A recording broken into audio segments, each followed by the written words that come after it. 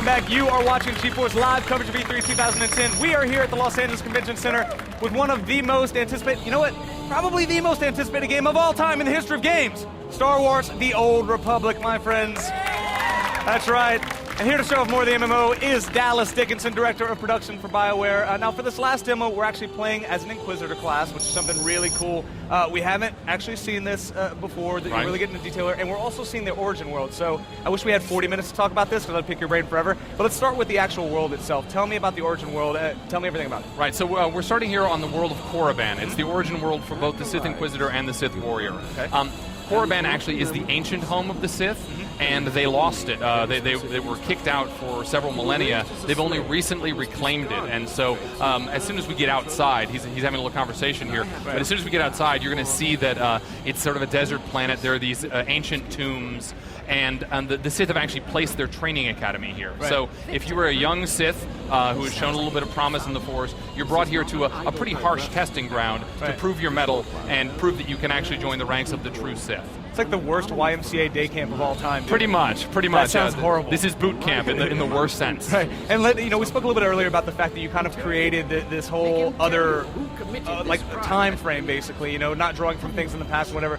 How much kind of input did you guys have and LucasArts have into designing these origin worlds? Because these are things that you're basically creating from scratch here. Yeah, we have a tremendous relationship with our partners at LucasArts. They both know everything that we can and cannot do, but they're also really, really supportive of great ideas that our writing team comes up with. And so, some of these were actually part of canon already. People knew about the planets. They knew that, this actually, it has some history, and we're going to draw on that. Right. In some cases, we've gotten to create entirely new planets of our own to say, hey, this was maybe referenced once in an extended universe novella in 1983. Right. Why don't we place something there? And we've been able to take that and run with it. That was impressive, by the way, that you referenced the 1983 novella. Even if it didn't exist, it was so believable. Yeah, you could totally call me on that. I cannot name an extended universe novella from 83, but I bet they exist. Yeah, absolutely. And so what are some, like you said, it's kind of a boot camp here, a Sith boot camp, but what are some of the other things you can do on this origin world? What's the purpose of being here? Is this where you kind of level up? Is this the 1 through 15, like fetch quest, where you're getting like Velociraptor toenails to bring in for a sheath? Well, we want to make sure that you feel heroic from the beginning. That's why we're putting you in a dangerous place. So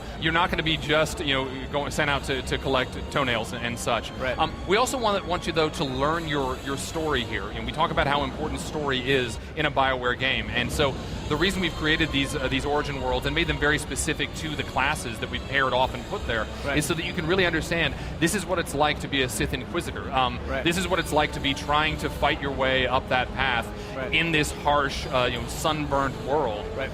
So not only are you learning, but you're also learning how to play. Right. You're learning. This is here are some of my powers. I think if he does a little bit of combat here, you'll see he has some Force lightning. This is kind of what you would expect if you really, really want to go that Inquisitor path. Right. All of our classes are based very much on archetypes that you would expect from the movies. So the Inquisitor is sort of the Emperor archetype. It's all about Force lightning. He can pull out the lightsaber, though, and smack down. Right. But when we talk again about the Sith Warrior, he's very much more a Darth Vader character. Right. He is the tough, wade-into-battle guy. And so you're going to start seeing that dichotomy early on. Okay, and we're going to see kind of groupings like, the way I look at things is if an Inquisitor is playing with something like a Sith Warrior, I feel like I should have some sort of offensive bonus. I mean, are there going to be ways for people to play and kind of mix and match these classes to really, really optimize what these people Absolutely. can do here? And you're going to find that out very, very quickly. In this particular instance, when you're running around on Korriban, he's playing solo right now, and therefore he's going to go up and melee it out with these guys. But if he were paired with a Sith Warrior, he would definitely take a ranged position. Right. He would be doing a lot of crowd control. He would be doing damage from range, while the Sith Warrior mix it up up close. Right. Now, we've been talking about this a lot over the past year or so, since we saw the trailer last year at E3, and there's a lot of things that people are talking about, whether it be the powers we've seen or how beautiful the environments are. But you're a guy who's worked on the game since its inception. What do you think is the one thing people are going to be talking about the most when they finally get their hands on this game? Can I say two things? Because they're both one thing, kind of? Whatever. Yeah, all right. Well, of course. The one thing we've already talked about is the full voiceover. It is astonishing. It's high quality. It's the type of storytelling you expect from BioWare games, and it is end-to-end throughout these MMOs. Every player character, every NPC, every quest giver has full high-quality voiceover, and it's a bit mind-blowing. Okay. The other thing, however, is it's the combat. We've really tried to make sure that we're taking MMO combat and turn it into something a whole lot more active, a whole lot more visceral, that really feels like the heroic Star Wars combat that you would expect from a Star Wars game. And so you'll actually see when he's fighting, his lightsaber's actually making contact with the blades of the enemies. He's deflecting bolts, and you're actually seeing them deflect off. Exactly. It's not just I'm swinging my thing and there's some damage being done.